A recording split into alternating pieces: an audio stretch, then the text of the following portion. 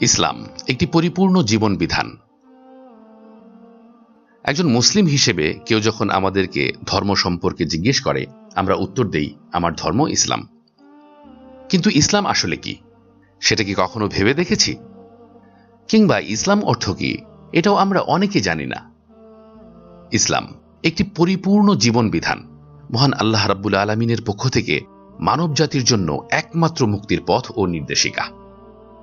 যুগে যুগে মহান আল্লাহ পৃথিবীতে অসংখ্য নবী ও রাসূল প্রেরণ করেছেন মানুষকে আল্লাহর পথে আহ্বান করতে, ইসলামের দাওয়াত দেবার জন্য। সর্বশেষ এই দ্বীনের দাওয়াত নিয়ে আসেন সর্বশেষ নবী ও রাসূল মুহাম্মদুর রাসূলুল্লাহ সাল্লাল্লাহু আলাইহি ওয়াসাল্লাম।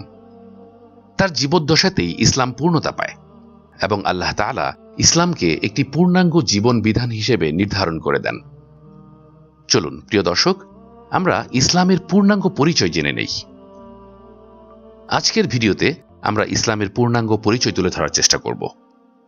পুরো ভিডিও দেখলে ইসলামের পূর্ণ পরিচয় ও সৌন্দর্য সম্পর্কে জানতে পারবেন ইনশাআল্লাহ। শেষ পর্যন্ত সাথেই থাকুন। ইসলামের পরিচয়। ইসলাম আরবি শব্দ আল ইসলামু, ক্রিয়ামূল থেকে এর অর্থ নতি স্বীকার করা, আত্মসমর্পণ করা, সাবমিশন টু আল্লাহ। পরিভাষায় ইসলাম দ্বারা মহান আল্লাহ তাআলার কাছে আত্মসমর্পণ করাকে বোঝানো হয়। যে ব্যক্তি আল্লাহ তাআলার নিকট নিজেকে সমর্পণ করে তাকে মুসলিম বলে। অর্থাৎ যে ব্যক্তি নিজের ইচ্ছে মতো ও খেয়াল খুশি মতো না চলে সর্বাবস্থায় আল্লাহ তাআলার আদেশ ও নিষেধ মেনে চলে, প্রতিটি কাজে আল্লাহর সন্তুষ্টি অর্জনের চেষ্টা করে এবং নিজেকে তার প্রতি পুরোপুরি সমর্পণ করে দেয়, তাকেই মুসলিম বলে। দ্বীন বা ধর্মের পরিচয়। দ্বীন শব্দের বেশ কিছু অর্থ রয়েছে। মৃত্যুর পর প্রতিটি মানুষকে তিনটি প্রশ্ন করা হবে। তার মধ্যে দ্বিতীয় প্রশ্নটি হল, মা দীনুক, তোমার দ্বীন কি? এখানে দ্বীন বলতে জীবন ব্যবস্থা বা ধর্ম। আমরা আমাদের পার্থিব জীবনে যে পথ ও পদ্ধতি অনুসরণ করে চলব বা যার উপর ভিত্তি করে আমাদের পথ চলা, সেটিই আমাদের দ্বীন। পৃথিবীর সকল ধর্ম এক একটি ভিন্ন ভিন্ন দ্বীন বা জীবন ব্যবস্থা। ইসলামের পরিচয়। হাদিসে জিবরিল খ্যাত ঐতিহাসিক একটি হাদিসে ইসলামের পরিচয় তুলে ধরা হয়েছে। একবার নবী সাল্লাল্লাহু আলাইহি ওয়াসাল্লাম সবার সামনে বসা অবস্থায় ছিলেন। তখন মানুষের ছদ্মবেশে জিবরিল আলাইহিস সালাম এসে নবী সাল্লাল্লাহু আলাইহি ওয়াসাল্লামকে পর পর কয়েকটি প্রশ্ন করেন। এর মধ্যে একটি প্রশ্ন হল, ইসলাম কি? উত্তরে নবী সাল্লাল্লাহু আলাইহি ওয়াসাল্লাম বলেন, আল ইসলামু আন তা'বুদাল্লাহা ওয়া লা তুশরিকা বিহি ওয়া তুকিমাস সালাতা ওয়া তুআদ্দিয়াজ যাকাতাল মাফরুদাতা ওয়া তাসুমা রমাদান। ইসলাম হলো তুমি আল্লাহর ইবাদত করবে, তার সাথে কাউকে শরীক করবে না, সালাত প্রতিষ্ঠা করবে, ফরজকৃত বিধান যাকাত প্রদান করবে, আর রমাদানে সিয়াম পালন করবে। এখানে ইসলামের পরিচয়ে পাঁচটি মূল ভিত্তির কথা বলা হয়েছে। ইসলাম একটি পরিপূর্ণ দ্বীন বা জীবন ব্যবস্থা। বিদায় হাজের ভাষণে রাসূল সাল্লাল্লাহু আলাইহি ওয়াসাল্লামের প্রতি সবিশেষ ওহী ছিল দ্বীন হিসেবে ইসলামের পূর্ণতা নিয়ে। এ ব্যাপারে মহান আল্লাহ তাআলা বলেন, আল ইয়াউমা আকমালতু লাকুম দীনাকুম ওয়া আতমামতু আলাইকুম নি'মাতি ওয়া রাদিতু লাকুমুল ইসলাম দীনা। আজ আমি তোমাদের জন্য তোমাদের দ্বীনকে পরিপূর্ণ করে দিলাম এবং তোমাদের উপর আমার নিয়ামত পূর্ণ করলাম, আর তোমাদের জন্য ইসলামকে দ্বীন হিসেবে নির্বাচন করলাম। দ্বীন হিসেবে ইসলাম নবী সাল্লাল্লাহু আলাইহি ওয়াসাল্লামের মাধ্যমে পূর্ণতা পেয়েছে। কিয়ামত পর্যন্ত এটি অটল, অবিকৃত ও অবিচল থাকবে। আল্লাহ তাআলা মুমিনদের জন্য দ্বীন হিসেবে ইসলামকে নির্বাচন করে দিয়েছেন। তাই ইসলামের মধ্যে নতুন করে কোনো কিছু তৈরি, পরিবর্তন ও পরিবর্ধনের সুযোগ নেই। আর ইসলাম কিয়ামত পর্যন্ত একটি সার্বজনীন জীবন ঘনিষ্ঠ ও শাশ্বত দ্বীন হিসেবে বিবেচিত হবে। ইসলামই একমাত্র আল্লাহর মনোনীত দ্বীন। মহান আল্লাহ কর্তৃক বান্দাদের জন্য নির্ধারিত ও মনোনীত দ্বীন হল ইসলাম। ইসলামই একমাত্র দুনিয়া ও পরকালীন জীবনে মুক্তির পথ। এ ব্যাপারে মহান আল্লাহ ইরশাদ করেন, ইন্নাদ দীনা ইনদাল্লাহিল ইসলাম। নিশ্চয়ই ইসলামই আল্লাহর নিকট একমাত্র দিন। ইসলাম ছাড়া অন্য সকল মতবাদ বাতিল ও অগ্রহণযোগ্য। মহান প্রতিপালক আল্লাহ তাআলা নবী সাল্লাল্লাহু আলাইহি ওয়াসাল্লামের মাধ্যমে যে ইসলাম মানব জাতির জন্য নির্ধারণ করেছেন তা ব্যতীত অন্য সকল ধর্ম, দিন ও মতবাদ বাতিল ও অগ্রহণযোগ্য। ইসলাম ব্যতীত সকল পথ ও মত আল্লাহর কাছে মূল্যহীন। কোনো ব্যক্তির যত ভালো কর্মই হোক না কেন তা আর গ্রহণযোগ্য হবে না, আর আখিরাতে সে ক্ষতিগ্রস্ত হবে। এ ব্যাপারে মহান আল্লাহ তাআলা বলেন, ومن يبتغي غير الإسلام دينا فلن يقبل منه وهو في الآخرة من الخاسرين। আর কেউ ইসলাম ব্যতীত অন্য কোনো দিন গ্রহণ করতে চাইলে তা কখনো তার নিকট থেকে গ্রহণ করা হবে না, এবং সে হবে আখিরাতে ক্ষতিগ্রস্তদের অন্তর্ভুক্ত। ইসলাম অর্থ আত্মসমর্পণ করা। যে ব্যক্তি ইসলাম তথা আত্মসমর্পণ করেছে তাকে মুসলিম বলা হবে। মুসলিম ব্যক্তি সর্বাবস্থায় আল্লাহর কাছে নিজেকে আত্মসমর্পণ করে চলবে। যুগে যুগে নবী ও রাসূলগণ এই সার্বজনীন দিন ইসলামের দাওয়াহ প্রচার করেছেন। পবিত্র কোরআনে নূহ আলাইহিস সালামের ব্যাপারে ইরশাদ হচ্ছে, তিনি বলেন, ওয়া উমিরতু আন আকুনা মিনাল মুসলিমিন। আর আমাকে আদেশ করা হয়েছে আমি যেন মুসলিমদের অন্তর্ভুক্ত হই। মহান আল্লাহ ইব্রাহিম আলাইহিস সালামকে ইসলামের ব্যাপারে আদেশ করেছেন, আসলিম ক্বালা আসলামতু লিরাব্বিল আলামিন। আপনি আত্মসমর্পণ করুন।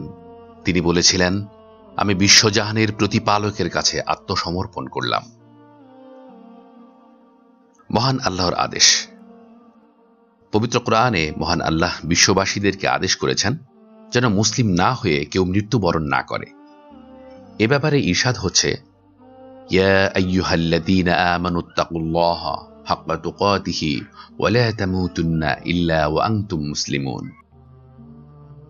হে ঈমানদারগণ, আল্লাহকে যথাযথভাবে ভয় করো এবং মুসলিম না হয়ে মৃত্যুবরণ করো না। দিন হিসেবে ইসলামের সহজতা। আল্লাহ তাআলা মানব কল্যাণে তার সন্তুষ্টি অর্জনের পথ হিসেবে পূর্ণাঙ্গ জীবন বিধান ইসলামকে নির্বাচন করেছেন। পৃথিবীর সকল ধর্মের উপরে একমাত্র নিখাদ, সংশয়মুক্ত ও শাশ্বত ঐশী জীবন বিধান হল ইসলাম। ফলে ইসলামের কাছে পৃথিবীর সকল মানব সৃষ্ট ধর্ম পরাজিত। পৃথিবীতে বিদ্যমান কোনো কোনো ধর্ম বিকৃত হয়ে গেছে, কোনো কোনো ধর্ম নিছক মানুষের তৈরি, কোনো ধর্ম সম্পূর্ণ ভ্রান্তি ও অযৌক্তিক ধারণার উপর প্রতিষ্ঠিত। কিন্তু ইসলামের সত্যতা, শ্রেষ্ঠত্ব ও মাহাত্ম্য, সৌন্দর্য সবকিছুকে হার মানিয়েছে।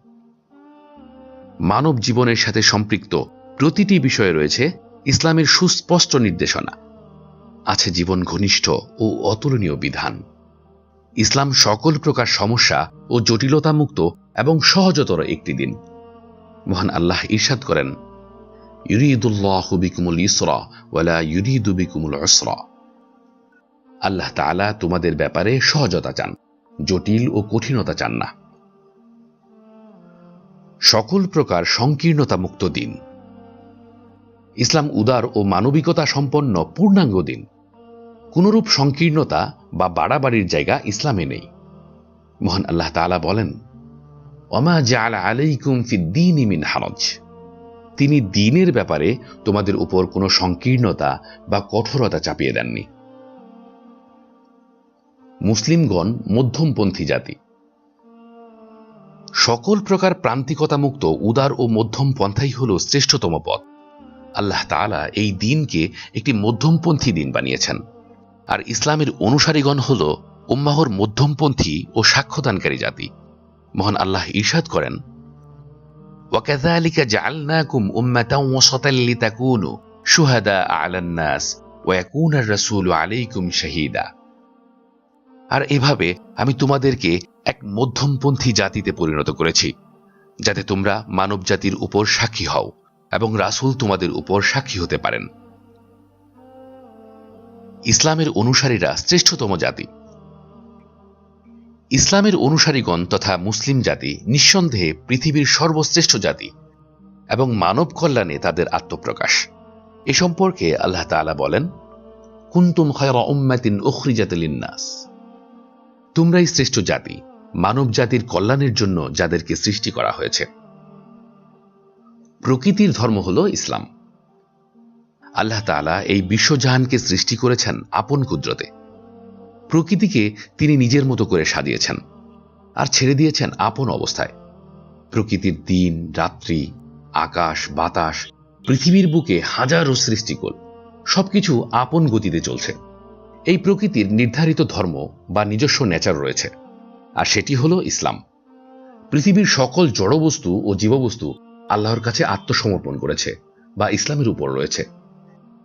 এরপরেও যারা অবিশ্বাস করে এবং ইসলাম বাদ দিয়ে অন্য পথ তালাশ করে, তাদের প্রতি ধিক্কার জানিয়ে আল্লাহ তাআলা বলেন, আফাগায়রা দীনিল্লাহি ইয়াবগুনা ওয়া লাহু আসলামা মান ফিস সামাওয়াতি ওয়াল আরদ তাওআন ওয়া কারহান ওয়া ইলাইহি ইরজাউন।